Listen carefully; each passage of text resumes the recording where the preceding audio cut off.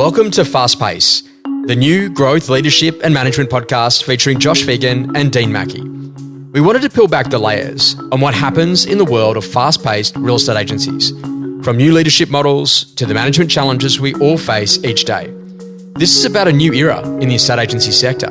Rapid changes to business models, service lines, remuneration and growth present the greatest opportunities that we've ever seen. Sit back, get inspired, grow your skills and reimagine what's possible with Fast Pace. Every Friday, wherever you get your podcasts, on Spotify, Apple Podcasts and Josh Phegan Digital. Dean, it's kind of interesting when you think about brands and some of the iconic brands, whether or not it be Coca-Cola and McDonald's, and I know that's in fast-moving consumer goods and you've had a lot of experience in that area. Then we think about what actually happens in residential real estate. But I'm pretty sure that if you roll into a McDonald's store and you go, oh, hey, I'm going to start working here, that they just don't say, oh, well, cool, man, just cook the fries the way you want to. I reckon they've probably got a bit of a system or a process or a methodology around that. Minus 35 degrees, the fries need to be frozen. They need to go into oil at 65 degrees. That needs to stay in there for a minute and a half. It then goes out into the fry pan, and that's then got to sit there for like a minute to rest, and then you got to add salt, and they have to be served to the customer within under 3 minutes or whatever the story is.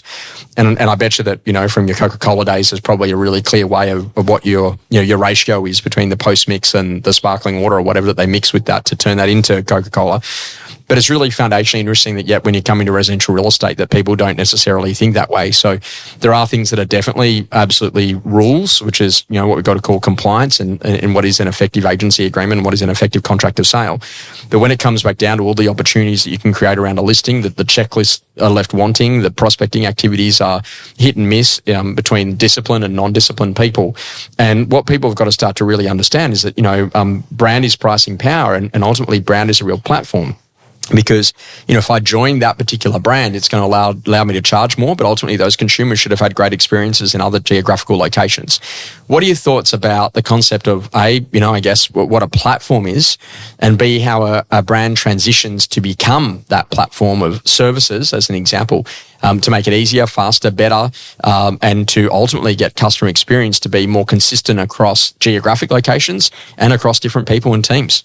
Yeah, this is a very interesting one for me. I mean, I've struggled with this, as you know, coming from FMCG because you are fast-moving consumer goods. Yeah. Sorry, over the years, mainly because that's all about brand experience and brand consistency, and it's consistent irrespective of what employees are involved in the process, right? So, even if I was in the chocolate game, there was on the back of that chocolate bar at the business I was in, it had a best before date, which wasn't an expiry date, but it was actually designed so the customer experienced that product in its peak condition before it had any sort of decay. So you could sort of still eat it for 6 to 12 months afterwards, but the brand experience for that particular brand was that we didn't want the customer to actually eat it in its least optimal, or when it's gone past its optimal eating period, right?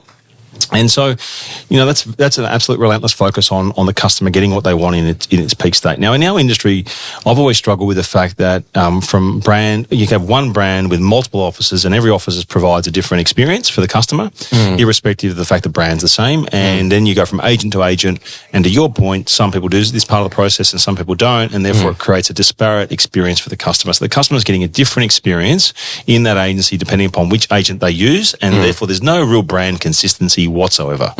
And so I've always struggled with that because it makes it very hard for a brand to provide any real level of context or relevance to a consumer in a meaningful way. Unless, of course, there's a real synergy between the individual and their personal brand and then the brand that they're potentially associated with. Now, I don't think too many people give too much thought to it, but I think it can make a significant impact in the lounge room, right? So, particular brands can be more masculine, some can be more female, some can be very, price conscious. Yeah, whatever, right? Some are very premium. Yeah, and so the customer does, at some surface level, I think, look at it and go, well, how does that brand look and feel to me? What's their digital experience look like? How do people dress? Yeah, how do people dress?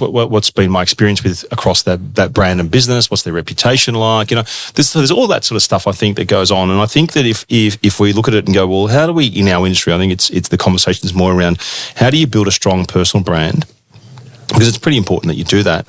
But realise that you're not a solo act, right? And that your agency also has a brand identity, and it might be your brand might be the same as another brand, but in your market it might appear different.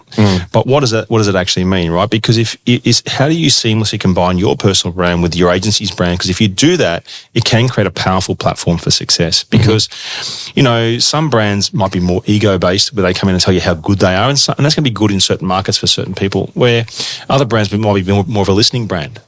Tell me more about what it is you're trying to achieve here, right? And that might work really well in certain markets with certain profile types, right? So I think what you've got to do is think about what's the power of partnership, right? How do you leverage the strength of your halo brand with yourself, right? Because your agency's brand and reputation and resources can elevate your own personal brand. Because, if you think about it, an office might have established marketing campaigns, they might have training programs, certain technologies, certain a data platform, and so on. You take those things and combine it with your ability to create influence in that moment, then the two of you become super powerful.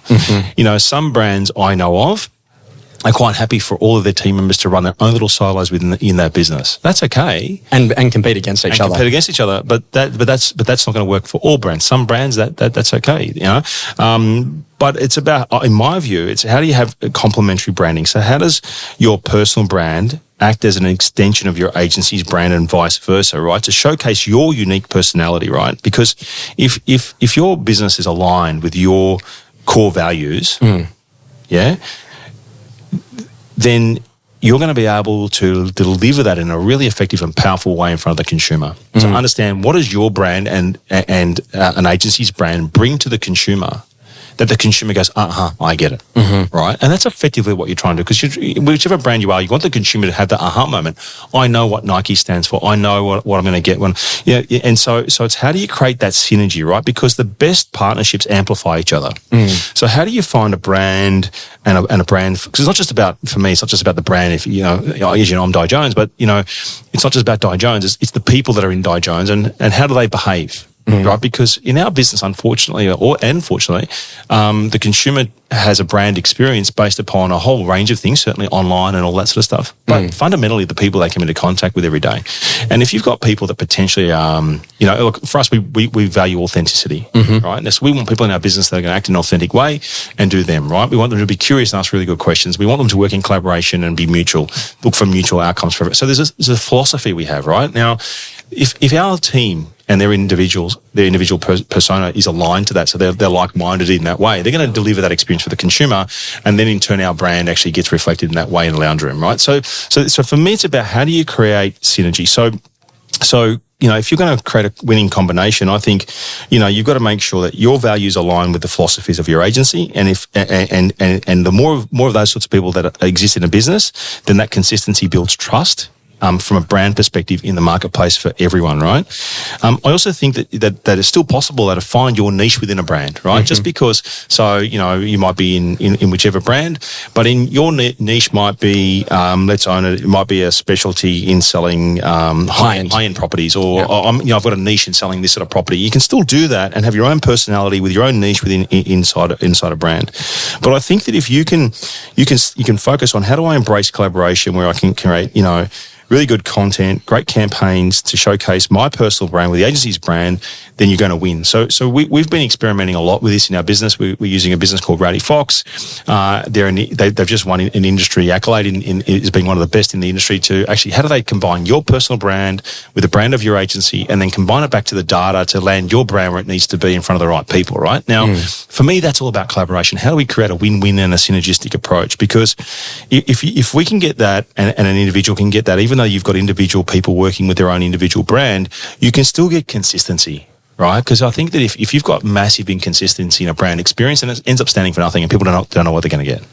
And it can then be a race to the bottom because no one knows where the value lies. So it's interesting, like literally about understanding brand and brand preference, but then when you start to then evolve that into, well, how does that then translate into platforms of success? And so when you're thinking about the platforming piece, it's okay, great. Well, what do agents actually really need? What do business owners actually need? And Dean, is this potentially why franchises have struggled at some point, in that ultimately a lot of things have been able to buy off the table? You could buy training off the table, you could buy a CRM off the table, you could go and do that, whereas maybe in the 1970s, 1980s, early 1990s, franchising was really significant because that brand would give brand recognition and people would call you because of that. Yeah. And is that now changing, or is it because I think there are some doing better than others, but I think by and large I think a lot of brands have been diluted because each franchise office makes its own decisions on how it wants to run and what it wants to do, and therefore you lack that level of consistency around how things happen, right? So there's not a consistent way of doing things. So I think if you can, provide an experience for your client that says, and for you as an agent or an agency to leverage an agency's resources for marketing and content creation and help manage your sales funnel and help prioritize who to speak to and when and do all these things, and then have a set of standards and a set of values and, here's how we do business here, then it really helps make sure that you've got a consistent impact in the marketplace. But the minute you start letting people run off, and let's say, for example, you want to ensure that you've got your brand has a differentiation in a particular way, and you use a particular supplier to achieve that particular point of difference. If then you have a franchise officer who goes, no, bugger that, I'm going to go and use this other supplier here, and I don't really care about what those standards look like. I don't care about how that video gets shot or whatever. And all of a sudden they're producing different content outside of, say, brand guidelines, then immediately you've got you've got a brand disconnect, right? And then it becomes confusing for the consumer. So while someone says, I want to be different and I want to sort of demonstrate my value and I want to create my own brand, you're ineffectively creating a disconnect and not then being able to leverage the value of the equity the brand has created. So finding a way to put that synergy together is really, really important because, I think anything when you get 1 + 1 can equal 3, then there's value for everyone. So, and for me, if you can connect the two, you also get the benefit of a powerful one, like an old 1-2 punch, right? It's not just you punching; it's you punching together with something else, right? So you got more depth and more leverage if you're punching with two hands, not just one. This is interesting. And to finish and conclude today, I was, remember I used to live in Albury, and I was driving across the freeway one day, and there was a sign there for Pale Pedigree dogs. And the whole thing was we're for dogs. And it just got me starting to think about, okay, great, if we had this for your business and we said we're for, what would be the things that would be underneath that? We're for opens, auctions, vendor paid marketing, price guides on properties, compliance, and you start thinking about all of those different things, and you could probably come up with a list of 100 different things that you are for. I bet you that helps people to understand the definition of the brand when they come to join it.